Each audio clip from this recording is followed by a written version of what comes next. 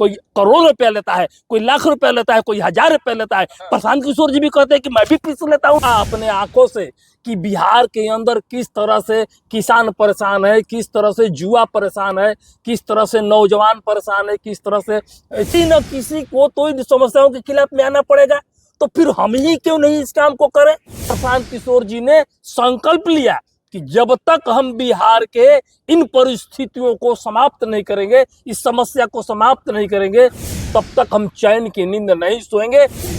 दोस्तों, आप देख रहे हैं रिलाई न्यूज अभिषेक कुमार के साथ। आज हमारे पास एक चचा हैं जो सासाराम से आए हैं और प्रशांत महासागर से ये भी प्रभावित है और प्रभावित होकर के आए हैं। हालांकि ये जो है सो सासाराम यानी कि कोनार, प्रशांत जी का भी मकान जो है कोनार में ही है।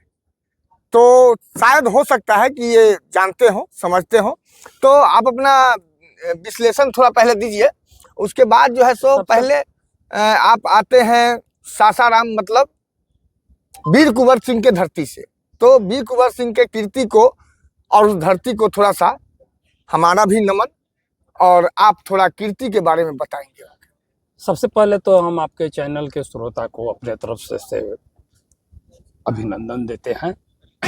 और आपने कहा रोहतास के बारे में, जी, तो निश्चित रूप से रोहतास की धरती बहुत बड़ी, शाहाबाद का जो धरती रहा है वो ऐतिहासिक धरती रहा है। जी। और वहाँ से एक प्रतिभा पैदा हुए हैं, वहीं से हमारे पैदा हुए हैं आपको ये वीर कुंवर सिंह जी, और वहीं से हमारे प्रशांत की बहुत सारी उपलब्धियां तो बहुत सारी हैं। ये चौथी उपलब्धि जो हमको पता है, धान का कटोरा कहा जाता है, भोजपुर है, और उसके बाद शाहबाद का जो धरती है वो बहुत कुछ दिया है, वीर कुंवर सिंह जैसे लाल को दिया है। और उसके बाद आज के डेट में प्रशांत किशोर भी शायद वहीं से आते हैं। तो ये सारी उपलब्धियां हैं। तो थोड़ा दो लाइन देखिए, प्रशांत किशोर जी हमारे बिहार के अंदर एक बहुत बड़ा विजन लेकर के आए हैं, एक बहुत बड़ा। पहले आप चलिए, पहले चलिए, हमारे जो परम पूजनीय, आदरणीय, सम्माननीय लोग जो है वीर कुंवर सिंह, उनके बारे में जानते हैं। वीर कुंवर सिंह हमारे स्वतंत्रता आंदोलन के एक बहुत बड़े सिपाही रहे हैं, और उनके प्रेरणा से आजादी की लड़ाई बहुत तेज गति में आगे बढ़ी और इस देश की आजादी मिली। वहां पर कहीं कोई बात नहीं है। बहुत बड़े हमारे वो योद्धा थे, उनसे प्रेरणा लेकर के आज भी हम लोग कहीं भी जाते हैं तो सबसे पहले हम लोग वीर कुंवर सिंह का ही नाम लेते हैं। इसके बाद में तब हम लोग कोई बात आगे बढ़ाते हैं। तो वीर कुंवर सिंह का एक इतिहास है और उनके एक बहुत बड़ा योगदान रहा है आजादी की लड़ाई में। भोजपुर का क्या, कहाँ से कहाँ तक क्या व्याख्या, थोड़ा भोजपुर के बारे में, अपने जन्मभूमि के बारे में थोड़ा क्लियर करें। देखिए, हमारा जो भोजपुर है तो पहले शाहाबाद जिला के नाम से जाना जाता था। आज शाहाबाद में 4 गो जिला हो गया है, और हमारा जो जिला है वो आज बाहुबलियों का गढ़ है। इसलिए मैं जानना चाहता हूँ, अपने श्रोता को ये समझाना चाहता हूँ, बाहुबलियों का गढ़ है वो। जो शाहाबाद का जो धरती है वो 3-4 जिला में बट गया। उसके बाद जो है सो वो कब्जा कर लिया वहां पर बाहुबलियों ने। ऐसा कुछ नहीं है, बाहुबलियों का कब्जा रहा है, मैं मानता हूँ इस बात को। लेकिन बाहुबलियों का जो धीरे धीरे वर्चस्व खत्म हो रहा है, आने वाले दिनों में देश की जनता जब जागरूक होगी तो उन लोगों को बहुत बड़ा प्रभाव नहीं रह पाएगा। आने वाले दिनों में सब लोग धराशायी हो जाएंगे। और जो प्रशांत किशोर जी का जो एम चल रहा है उसमें हम लोग कामयाब। अच्छा, प्रशांत किशोर जी का जो गांव घर है शायद शाहबाद में ही है कहीं, ये कोनार में है, कोनार गांव सासाराम के बगल में है। अच्छा, हाँ, सासाराम के बगल में गांव है, उसी धरती से ये भी आते हैं। तो आप शायद लगता है कि उसी बात से प्रभावित होकर के और जनसुराज के चरण शरण में आए हैं। जी नहीं, ऐसा बात नहीं है कि वो हमारे गांव के बगल में रहने वाले हैं इसलिए मैं उनके साथ आया हूँ, ऐसी बात नहीं है। प्रशांत किशोर जी ने जो बिहार के समस्या को समझा और समझने के बाद इसको समस्या को हल करने के लिए उन्होंने जो प्रयास किया और उनकी जो बात आ रही है जनता के बीच में, उससे मैं प्रभावित होकर के जन स्वराज के साथ हम जुड़े हुए हैं। क्यों अदर पार्टियां तो बोल रही है कि बीजेपी की बी टीम है। अब देखिए, बीजेपी की बी टीम जो कहता है, मैं आप यही हमारे दर्शकों के साथ तरफ मुखर होकर के बात कीजिए। बीजेपी की बी टीम जो कहता है कि जन स्वराज पार्टी बीजेपी का बी टीम है, उसको न स्वतंत्रता संग्राम के इतिहास के बारे में जानकारी है और न ही उसको राजनीति के क ख का भी जानकारी है और न ही उसको किसी सिद्धांत के बारे में जानकारी है। आपको जानकारी होना चाहिए कि महात्मा गांधी की हत्या करने वाला नाथूराम गोडसे, और नाथूराम गोडसे जो है वो किस विचारधारा का व्यक्ति था, ये मैं कहना नहीं चाहता हूं, लेकिन आप अगर जानते हैं तो वो निश्चित नहीं बोलिए, यहाँ तो, कोई लोक लिहाज नहीं होना चाहिए, स्पष्टीकरण में कोई लोक लिहाज नहीं। आरएसएस का वो व्यक्ति था। और आप बताइए कि आरएसएस ने ही पैदा किया है बीजेपी को, ये भी आप जानते हैं इतिहास। अब जब आप जाएंगे तो इसको आप पाएंगे कि आरएसएस का के कोख से पैदा लिया है भाजपा। तो जो विचारधारा महात्मा गांधी की हत्या किया है, महात्मा गांधी का भक्त उस व्यक्ति का बी टीम कैसे हो सकता है, बताइए। बड़ा ये कोई सवाल नहीं है। हमारे जन स्वराज के फ्लैग पर, झंडा पर ये महात्मा गांधी का तस्वीर है और ये बाबा साहब भीमराव अंबेडकर का तस्वीर है। तो जब हम महात्मा गांधी को मानते हैं, बाबा साहब अंबेडकर को मानते हैं, तो बाबा साहब अंबेडकर का विरोधी और महात्मा गांधी के विरोधी का हम बी टीम कैसे हो सकते हैं, जन स्वराज बी टीम कैसे हो सकता है? इस तरह का सवाल जो है बेबुनियाद है और नर्कल है और वाहियात है। ऐसा कोई प्रश्न नहीं होना चाहिए। तो प्रशांत किशोर जन स्वराज का जो परिकल्पना है उसको निष्पक्षता से आप रख सकते हैं हमारे? मैं बताता हूं आपको। प्रशांत किशोर जी निश्चित रूप से एक अच्छे परिवार के से डेवलप पैदा हुए हैं और क्यों वो तो बोलते हैं कि बैलगाड़ी चलाने वाले के घर में पैदा लिए हैं। फिर ये गलत सही ऊपर स्पष्ट कर कीजिए। हमारे पिताजी जो थे वो डॉक्टर थे, वो एक किसान परिवार के हैं और उनके पिताजी डॉक्टर थे और उन्होंने अच्छी पढ़ाई लिखाई किया। पढ़ाई लिखाई करने के बाद में प्रशांत किशोर जी आपको विदेश में काम करते थे। वो स्वास्थ्य विभाग के बहुत बड़े अच्छे विशेषज्ञ थे। वहाँ से जब वो 10 बरस के काम करके बाद जब इंडिया में आए तो यहाँ पर अलग अलग पॉलिटिकल पार्टियों के लिए रणनीति बनाने का काम किए, चुनाव में जिताने का काम किए। इसके बाद में वो जदयू के साथ गए, जदयू से उनका मतभेद हो गया। मतभेद इस बिंदु पर हुआ कि ये नीतीश कुमार ने कहा था कि हम सीएए और एनआरसी भारत में लागू होने देंगे, नहीं करेंगे। और पार्लियामेंट में जब बीजेपी ने बिल लाया तो ये महाशय जी जो हमारे मुख्यमंत्री हैं नीतीश कुमार जी ने उस बिल पर हस्ताक्षर कर दिए। प्रशांत किशोर जी ने जब पूछा कि आपने तो कहा था कि हम सीएए और एनआरसी के खिलाफ में हैं, आपने हस्ताक्षर क्यों कर दिया? तो ये मुख्यमंत्री बोले कि हम इसलिए हस्ताक्षर कर दिए कि हम बिहार में लागू नहीं करेंगे, हम बिहार में लागू नहीं करेंगे, केवल हस्ताक्षर किए हैं। प्रशांत किशोर जी को ये जदयू का ये दोहरी नीति पसंद नहीं आई, मतभेद पैदा हो गया, उससे अलग हो गए। जब वो अलग हो गए तो उनके दिमाग में एक बात आई कि हम अब स्वतंत्र रूप से बिहार के वस्तुगत परिस्थिति को समझने का काम करेंगे कि आखिर बिहार के अंदर इतनी बदहाली क्यों है। वो पैदल यात्रा गाँव का यात्रा करना शुरू कर दिए, गाँव में गए। करीब 17 जिला के 5000 गांव में उन्होंने भ्रमण किया और भ्रमण करने के बाद उन्होंने देखा अपने आंखों से कि बिहार के अंदर किस तरह से किसान परेशान है, किस तरह से युवा परेशान है, किस तरह से नौजवान परेशान है, किस तरह से ये शिक्षा में बदहाली स्थिति है, किस तरह से महिलाओं के साथ अत्याचार, तमाम बिहार के समस्याओं को उन्होंने अपने आंखों से देखा। और तब उन्होंने महसूस किया इस बात को, आज कहते भी हैं कि बिहार के समस्या को जितना आंकड़ों में दिखाया जाता है, बिहार के गरीबी को जितना आंकड़ों में दिखाया जाता है, उससे कहीं ज्यादा गरीबी है बिहार के अंदर। तो उन्होंने जब इस बात को महसूस किया कि आखिर इस बिहार के इन तमाम समस्याओं का समाधान कौन करेगा।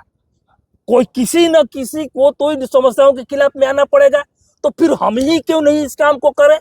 और प्रशांत किशोर जी ने संकल्प लिया कि जब तक हम बिहार के इन परिस्थितियों को समाप्त नहीं करेंगे, इस समस्या को समाप्त नहीं करेंगे, बिहार के गरीबी की दलदल से बाहर नहीं निकालेंगे, तब तक हम चैन की नींद नहीं सोएंगे। और इसलिए उन्होंने 5000 गांवों का दौरा किया। तो एक सवाल उभर करके आया जनता के बीच से, बैलगाड़ी सुनिए, अब सुनिए, बैलगाड़ी चलाने वाले का पोता, हाँ बिल्कुल, पूरे बिहार को अभी उंगली पर नचाने की बात कह रहे हैं।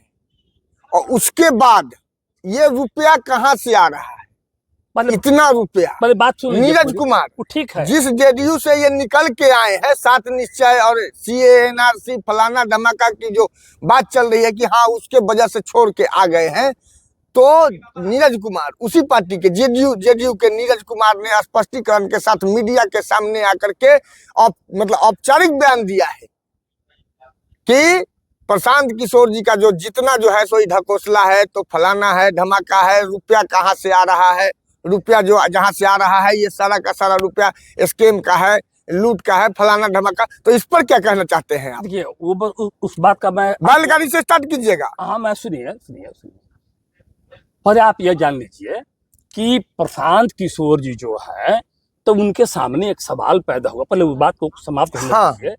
कि उन्होंने कहा कि भाई इस बिहार के अंदर हम लोगों ने राजद को भी देख लिया, जदयू को भी देख लिया, भाजपा को भी देख लिया, कांग्रेस को भी देख लिया।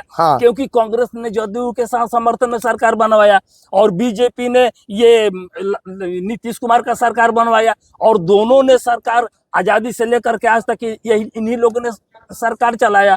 और देश के अंदर जो समस्या है वो घटा नहीं बल्कि बढ़ता गया।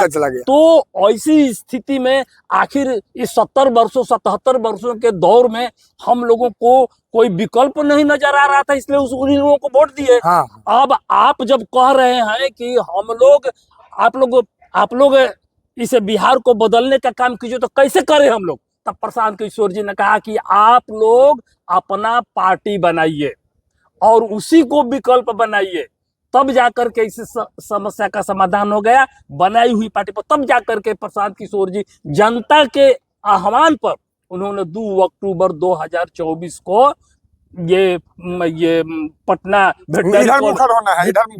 वेटनरी कॉलेज के मैदान में उन्होंने जन स्वराज पार्टी का स्थापना किया और उन्होंने घोषणा किया। इसके बाद आप देख लीजिए पूरे बिहार के अंदर जो जन स्वराज पार्टी का जो ताकत है कितनी तेजी से बढ़ रही है। और वाकई में इस बात को आप मान करके चलिए कि बिहार की जनता पूरी तरह से प्रशांत किशोर जी पर भरोसा कर रही है, और आने वाले दिनों में बिहार पूरे तौर पर जन स्वराज पार्टी के साथ खड़ा होगा और इस बिहार के व्यवस्था को बदलने का काम करेगा। दूसरा सवाल आपने जो पैसा की बात कहा, ए भैया बात तो साफ है, अभियोग लगा है, बात साफ है। प्रशांत किशोर जी भी तो यही चाहते हैं कि राजनीति के अंदर से पैसा का जो भ्रष्टाचार हो वो समाप्त हो। लेकिन मैं ये पूछना चाहता हूं कि भ्रष्टाचार करता कौन है?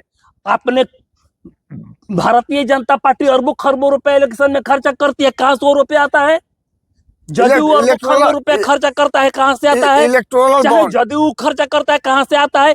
इलेक्ट्रोल बॉन्ड का जो मामला आया, उस इलेक्ट्रोल बॉन्ड के मामला में आरोप लगा कि तमाम पॉलिटिकल पार्टियों ने हजारों हजार करोड़ों रुपया लिया है और उस पर जांच करने की बात आई, कहे नहीं जांच किया गया, कौन इसका जिम्मेवार है? और प्रशांत किशोर जी को आप कहते हैं, इस पर मैं क्या जवाब दूं? प्रशांत किशोर जी तो स्वयं कह चुके हैं कि मैं कोई ठेकेदार नहीं हूं। मैं इस बात से सहमत नहीं हूं और हमारे ऑडियंस सहमत नहीं होंगे। आपको मैं फिर से बता देता हूं, यहाँ छींटाकशी की बात नहीं है। सर्वोच्च न्यायालय इस चीज को देख रही है, सर्वोच्च न्यायालय इस चीज को देख रही है जिसको सुप्रीम कोर्ट बोलते हैं। बोलिए। माननीय न्यायाधीश जो है, जो फर्स्ट सेकंड थर्ड बेंच है, वो देख रही है, इसमें कोई दो राय नहीं है। उस पर वहां से जो भी डिसीजन आएगा। लेकिन अभियोग जो लगाया नीरज कुमार ने, जेडीयू के प्रवक्ता नीरज कुमार, बेशर्मी का हद होता है, वो सरकार में है, जदयू की सरकार है, भाजपा की सरकार है, ये सारे लोग बोल रहे हैं, तो आप क्यों नहीं जांच बैठा देते हैं? आप जांच, सीबीआई जांच बैठाइए और जांच कीजिए, और जांच को जब स्वराज की पार्टी की क्यों, भाजपा का भी जांच हो, जदयू का भी जांच हो, कांग्रेस का भी जांच हो, और ये लालू यादव के राजद का जो है वो सबका जांच हो, और तब दूध का दूध और पानी का पानी होगा कि किसका भ्रष्टाचार का पैसा पॉलिटिकल पार्टी के पास आ रहा है। एकदम जांच हो, हम मांग करते हैं कि जांच हो, और उसमें जन स्वराज को भी रखा जाए, लेकिन ये सारे लोगों का एक साथ रख करके और सबकी जांच हो, तब सामने आएगा। प्रशांत किशोर जी ठेकेदार है नहीं, प्रशांत किशोर जी कभी मिनिस्ट्री बने नहीं, प्रशांत किशोर जी पर कभी आप कैसे कहते हैं कहां से वो पैसा ला रहे हैं? उन्होंने पैसा लाया, कोई एक आदमी काम करता है अपना फीस नहीं लेता है। पार्लियामेंट के अंदर ये सुप्रीम कोर्ट के अंदर एको गो वकील है 2-2 लाख 4-4 लाख रुपया लेता है, अपने 5 मिनट के फीस लेता है। काहे नहीं आप कहते हैं? प्रशांत किशोर जी के पास बुद्धि है, वो रणनीति बनाते हैं, आपको जितवाने का काम करते हैं, वो अपना फीस रखे हैं, वो फीस लेते हैं। तो फीस लेने का तो अधिकार सबको है, वकील फीस लेता है इस देश पर। ये जितने हैं फिल्मी दुनिया के अंदर कलाकार, वो अपना कला दिखाता है फिल्मी के अंदर जाकर के। फिर भी इतना सुनिए पहले, जबरदस्ती मत बात कीजिए, सुनिए।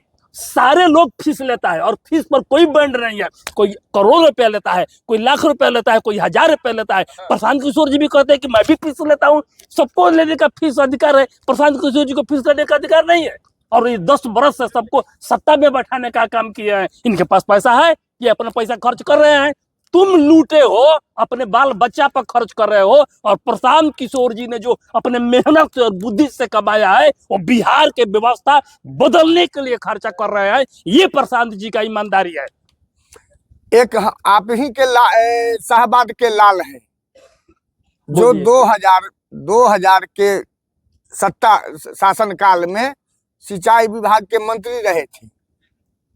जगता जी की बात कर रहे हैं? हाँ, जगता जी जो है सो, जगदा जी का आज से 3-4-5 महीना पहले का बयान है कि ये ब्राह्मण के बच्चा है, प्रशांत किशोर जी ब्राह्मण का बच्चा है। इसलिए वो कह रहे हैं कि इन लोगों की आदत हो गई है जात पात की राजनीति करके और सत्ता पर कब्जा करने का। ये सोच रहे हैं कि हम बाभन बराबर बराबर कह करके और बिहार के जनता से प्रशांत किशोर को काट देंगे। ऐसा कतई होने वाला नहीं है।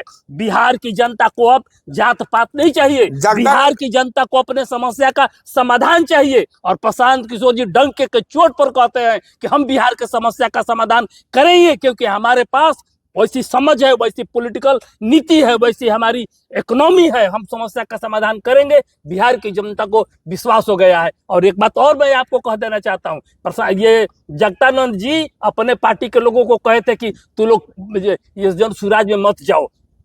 सही बात है, कोई भी पार्टी अगर टूटेगा प्रशांत किशोर जी के चलते, किसी का भी घर टूटेगा तो घर बचाने का काम करेगा। भाई, जनता दल टूट रहा है, बिखर रहा है, और जनता दल ही नहीं, भाजपा टूट रहा है, जदयू टूट रहा है, कांग्रेस टूट रहा है, राजद टूट रहा है। ये सारे लोग अपना अपना घर बचाने के चक्कर में पड़े हुए। भैया तुम अपना घर बचाओ, उससे हमको कोई दुख नहीं है, तो तुम अपना घर बचाओ, लेकिन हम अगर जो घर बनाना चाहते हैं वो तो हम घर बनाएंगे। ये हमारा अधिकार है, ये हमारा हक है, ये भारत का संविधान हमको राइट देता है करने के लिए, हम करेंगे। तुम अपना समझो, तूने जनता के साथ बेईमानी किया है, तूने जनता के साथ धोखा किया है, तूने जनता के साथ छल किया है, फरेब किया है, तो भोगेगा कौन? प्रशांत किशोर भोगेंगे। हम तुम्हारे कलाई को खोल रहे हैं और खोलेंगे। तुम टूटो चाहे चूल्हा भाड़ में जाओ, इससे हमको कोई लेना देना नहीं है। और तुमको हम तोड़ेंगे, और तो तुमको हम तोड़ेंगे तभी हम जोड़ेंगे। बात साफ है। अभी जो है, अभी एट प्रेजेंट नीतीश कुमार का शासनकाल दौरा चल रहा है। 250 करोड़ लगभग वो खर्च कर रहे हैं बिहार के दौरा पे, प्रगति यात्रा के रूप में। तो प्रगति यात्रा का प्रभाव जो है सो सामने आ रहा है, निष्पक्षता के साथ सामने आ रहा है। इस पर 2 लाइन आप बताएंगे? देखिए भैया, इन लोगों की जो राजनीति है ना, एकदम बेशर्मी का हद कर दिया है। प्रगति यात्रा, अब बताइए तो, मैं डंके के चोट पर कहता हुए सवाल कर रहा हूं, नीतीश कुमार से सवाल कर रहा हूं, बिहार की जनता पूछे उनसे, आपने जब से कुर्सी पर बैठा है बिहार के अंदर, कई गो आपने फैक्ट्री खोला, कई गो आपने राइस मिल खोला, कई गो आपने नहर खुदवाया? आपने बिहार के विकास के लिए कौन सा काम किया है? न आपने फैक्ट्री खोला, न आपने नहर बनवाया, न आपने कहीं कोई रोजगार धंधा का उपाय किया। आज भी आप जा करके चले जाइए सासाराम ये रेलवे स्टेशन पर, नौजवान बिहार का आलू और प्याज के बोरा के तरह ट्रेन के बोगी में कस करके पैखाना में घुस करके पैखाना के दरवाजे पर बैठ करके जाता है 500 कोस दूर, 2000 कोस दूर, और जा करके वहां पर काम करता है। वो भी काम नहीं मिलता है उसको। काम कहाँ मिलता है? जहर के फैक्ट्री में। जहर के फैक्ट्री में काम करता है, जहरीला सांस लेता है। लोहा के फैक्ट्री में काम करता है, लोहा जहां गलाया जाता है फर्निश पर काम करता है। जब तक मांसपेशी में जान होता है उसको आग फर्निश पर काम करता है, और जब उसका शरीर थक जाता है, काम करने के लायक नहीं होता है, वो घर आता है। और जब घर आता है तो क्या होता है? रोग लेकर के आता है, रोग से ग्रस्त होकर के आता है, और जो भी थोड़ा मोड़ा कमा करके लाता है और डॉक्टर को दे देता है दवा करने वाला, उसका कमाई बन जाता है और अंत में वो मर भी जाता है। हजारों कोस सैकड़ों कोस दूर जब उसको पता चलता है कि मेरे घर में किसी की मृत्यु हो गई है, उसको आने में 3-3 दिन 4-4 दिन का समय बीत जाता है। मरा हुआ लाश घर में पड़ा रहता है। कौन इस दर्द को समझने वाला है? और ये कहता है प्रगति यात्रा। प्रशांत किशोर क्यों क्यों क्यों समझे कि प्रशांत किशोर क्यों आए हैं समझने के लिए? प्रशांत क्या मतलब है? पूरे बिहार में और कोई नहीं मिला? प्रशांत किशोर जी ने जो बिहार की बदहाली को अपने आंखों से देखा, और बिहारियों की जो उपेक्षा उन्होंने देखा पूरे देश के अंदर, उनके दिल के अंदर एक दर्द पैदा हो गया, एक पीड़ा पैदा हो गया। और उसी पीड़ा को समाप्त करने के लिए, अपने हृदय से उस पीड़ा को समाप्त करने के लिए उन्होंने ये संकल्प लिया है। और मैं समझता हूं कि प्रशांत किशोर जी जब तक इन तमाम समस्याओं का समाधान नहीं करेंगे, वो चैन से बैठने वाले नहीं है। और ये लोग हमला कर रहा है, सब एकजुट हो गया है, सारे लोग एकजुट हो गया है। आज के दौर में कोई फर्क पड़ने वाला नहीं। एकजुट होंगे नहीं, कोई आदमी, एक कोई फर्क नहीं पड़ने नया वाला। आदमी आता है, पैदल चलता है, फिर पार्टी बना लेता है, पार्टी बना के फिर लड़ाई के लिए सामने पर्स पर खड़ा है। 243 के 243 सीटों पे कोई 90 पर लड़ने के लिए तैयार मजबूर है, कोई 100 पे लड़ने के लिए मजबूर है। ये 243 पर लगे। जनता जो है सो अगर माइंडेड नहीं देगी तो क्या करेंगे? इतना रुपया जो खर्च किया इन्होंने, उसके बाद लोगों को समझा भापा जाना, मतलब सारा व्यवस्था जो है आप देख ही रहे हैं। आज के डेट में लगभग लाखों बच्चों को यूट्यूबर बनाने का संकल्प लिया। आज के डेट में यहाँ लगभग 1000-2000 लोग बच्चे जो है सो यहाँ से ट्रेनिंग लेकर के चले गए। आपका सवाल बहुत अच्छा है। एक लाइन में आप जान लीजिए कि कोई भी बिहार के अंदर जो सत्ता पर बैठेगा, अगर मिली जुली सरकार बनाएगा तो बिहार के समस्या का समाधान नहीं होगा। बिहार के समस्या का समाधान तब होगा जब प्योर और एक पार्टी की सरकार बनेगी, जन स्वराज की, तब जाकर के समस्या का समाधान। हमें सीट निकाल, हम जन स्वराज पार्टी इसलिए नहीं बना है कि हम विधायक बनावे, एमपी बनावे और सरकार बनावे। जन स्वराज पार्टी का निर्माण हुआ है बिहार के समस्या का समाधान करने के लिए। और बिहार के समस्या का समाधान तब होगा जब हम अकेले सरकार बनाएंगे और स्वतंत्र होकर के काम करेंगे। अगर मिलीजुली हम सरकार बनाएंगे तो कोई कहेगा हमको ये मंत्रालय दे दो, कोई कहेगा हमको वो मंत्रालय दे दो, कोई भ्रष्टाचार करके आएगा, कोई जाकर के कहेगा कि हमारा फलना आदमी है उसको बालू माफिया बना दो। तो ये हम बालू माफिया बनाने के लिए और ये भ्रष्टाचार करने के लिए हम सरकार नहीं बना रहे। हम सरकार बना रहे हैं बिहार के समस्या का समाधान करने के लिए। और हमारा मानना है कि पूर्ण बहुमत मिलेगा, हमारा मानना मिलेगा तब ना। सुनिए, हमारा मानना है कि पूरे बिहार के 243 सीट पर हम चुनाव लड़ेंगे और पूरे तौर पर बिहार की जनता हमको सपोर्ट करेगी और हम सरकार बनाने जा रहे हैं। पूरा बिहार तो वोट देता है जात पात मुर्गा भात एक पौआ पाँच पी करके। देखिए, प्रशांत किशोर ने भी बताया है इस बात आप सही कह रहे हैं, लेकिन मैं इस बात को ये कह रहा हूं कि बिहार की जनता जात पात पर ही केवल वोट नहीं करती है। ऐसा नहीं है। आप नरेंद्र मोदी का क्या गुजात है बिहार के अंदर? ऐसा नहीं है कि वो सारे लोग जात पात पर ही वोट करते हैं। ऐसा कुछ नहीं है। मैं मानता हूँ ये रोग है, लेकिन ये बात समझाने की जरूरत है गरीब तबका में जाकर के कि भाई आप जात पात ऊंच नीच मंदिर मस्जिद मुर्गा भात दारू शराब इन तमाम चीजों को छोड़ करके अपने बच्चा के लिए अपने समस्या के समाधान के लिए वोट कीजिए, तब जाकर के आपके समस्या का समाधान होगा। अगर इस बात को हम समझाने में कामयाब हो गए तो निश्चित रूप से वो जात पात और मुर्गा भात पर जनता वोट नहीं करेगी, अपने समस्या पर वोट करेगी। और हमारे जन सुराजू लगे हुए हैं, गांव गांव में जाकर के इस बात को समझा रहे हैं और कह रहे हैं, और इसका सकारात्मक परिणाम देखने को मिलेगा। आप घबराइए नहीं, आप देख लीजिएगा कि जो चुनाव के बाद जो परिणाम आएंगे वो बहुत ही चौंकाने वाला परिणाम होगा। ना हम लोग ना घबराएं, ना हम लोग ना घबराएं। वही शाहबाद के धरती में तरारी के चुनाव में क्या हुआ सब पता है आपको? तरारी में क्या हुआ? 5600, मात्र 5600 वोट, मात्र 5600, ओनली 4। तरारी में हम वहां पर नॉमिनेशन करा करके और पूरी ताकत के साथ वहां पर चुनाव लड़े, यही हमारी कामयाबी है।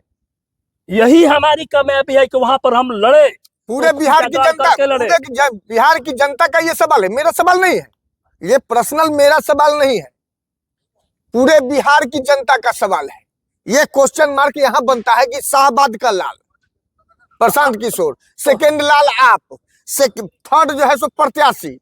देखिए चार जगह चुनाव हुआ था, 4 जगह फॉरवर्ड का इलाका, 4 जगह में 1,25,000 वोट समथिंग। सुनिए पहले बातों को सुनिए। 1,25,000 समथिंग वोट सवर्णों का है, कैंडिडेट 7। फिर भी आप बालू माफिया के एक छोटे से अदने से बच्चे से हार जाते हैं। अच्छा ये बताइए, वो हार प्रशांत की थी। 77 बरस का कोड़ है, आप चाहते हैं कि हम 1-2 वातावरण में ठीक कर दें, ये संभव है? हम लगे हुए हैं और हम वहां पर लड़ गए, अपना कैंडिडेट दिए, अपनी हाजिरी दिए और बिहार के जनता में ये मैसेज ले गए कि हम पूरे बिहार माफिया जीत जाएगा यहाँ से। नहीं, वैसे तो यही है, माफिया जीत गया, माफिया जीत गया, माफिया जीत गया, माफिया जीत गया। ऐसी हमारी जो कोशिश है वो कोशिश है कि हम जनता के बीच में जाकर के अपनी उपस्थिति दर्ज करावे और उसमें हम कामयाब हुए। और आप देख लीजिए, अभी तो हमको 10 दिन पहले सिंबल मिला था साहब, वहां हम लड़ गए। और आप बेलागंज का भी बात कर लीजिए और आप इमामगंज का भी बात कर लीजिए, तो कुल मिला करके हमारी जो ये उपस्थिति रही है धमाकेदार रही है और उससे हमारा हौसला मजबूत हुआ है और आने वाले दिनों में हम और आगे बढ़ेंगे। ये सब सारी चीजों को सुनने के बाद आप लोगों को जो लगता है, जैसा लगता है, आप हमारे कमेंट में लिख करके जरूर बताएं और पूरे वीडियो को देखें और देख के और इस पर स्पष्टि नहीं, अभी जय हिंद करने का समय नहीं हुआ है दर्शकों, अभी अब सब्सक्राइब करने का समय हुआ है। और एक और चीज, ये इतना ही ज्ञान नहीं रखते हैं, ये जो है सो एक हमको, हमारे दर्शकों को हम चाहेंगे कि महाभारत में से श्लोक अगर कोई ढंग का याद हो आपको, तो हमारे दर्शकों को निष्पक्षता से सामने मुखर होकर के हमको न देखिए, हमको न समझाइए, हमारे दर्शकों को समझाइए, बताइए। बहुत अच्छा आपने बात कहा। गीता में श्री कृष्ण जी से अर्जुन, श्री कृष्ण कहते हैं अर्जुन से, योगस्थः कुरु कर्मणि संगम त्यक्त्वा धनंजय सिद्ध सिद्धयो समभूत्वा सम्मत्वम योग उच्यते। इसका अर्थ हुआ कि आप जिस कर्म को कर रहे हैं उस कर्म में आप जोगस्थ हो जाइए। योगस्थः कुरु कर्मणि माने कर्म में जोगस्थ हो करके कर्म को कीजिए।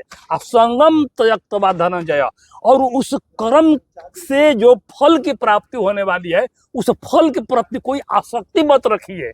योगस्थः कुरु कर्मणि संगम त्यक्त्वा धनंजय सिद्ध सिद्धो समभूत्वा, सिद्धि में और असिद्धि में दोनों स्थिति में अपने को सम रखिए।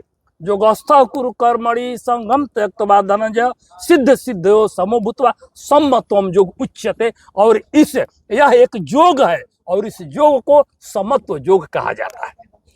जी धन्यवाद आप सभी दर्शकों को जो इतना समय दिया मुझे, और कमेंट छोड़िएगा नहीं। धन्यवाद।